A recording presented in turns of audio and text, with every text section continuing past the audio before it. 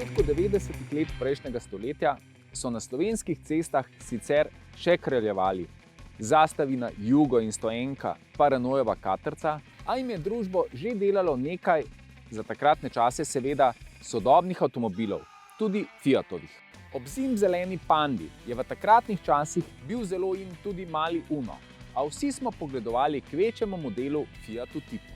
Ta je bil na voljo v različnih različicah, mladeničem pa so se sline cedile predvsem ob modelu 2.0 sedeči valvole, ki je bil 109 kW, kar znese 148 konj, v takratnih časih celo hitrejši od Golfa GTI. Prav so originalnega Fiata Tipa izdelovali zgolj 7 let. Se zdi, da je bil na slovenskih cestah prisoten ne leta, temveč desetletja.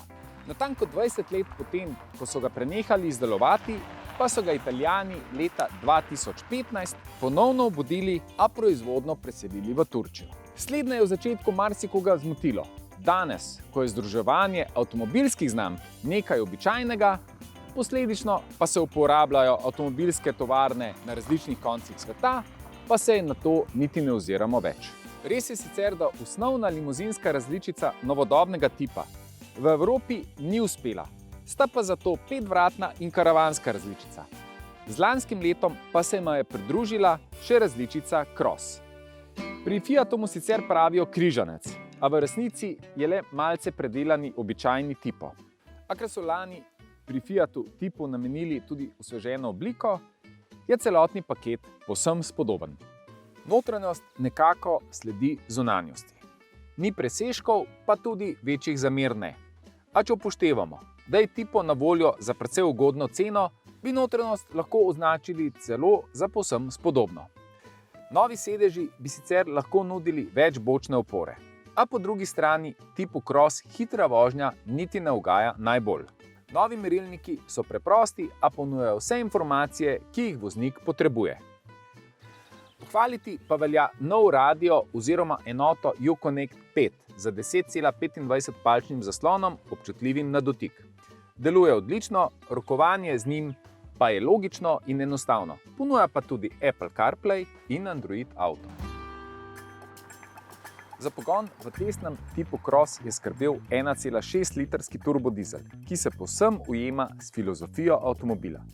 Ni pretirano zmogljiv, a je po drugi strani nadpovprečno gospodaren. Največja hitrost je sicer res da 200 km/h, a je pospešek z mesta do 100 km daljši od 10 sekund. Po drugi strani pa je bila testna poraba le nekaj malega več kot 6 litrov za 100 prevoženih kilometrov. Še bolj pa se je Tipo Cross izkazal na našem nornem krogu, kjer je za 100 prevoženih kilometrov zadostovalo že 4,1 litra dizelskega goriva.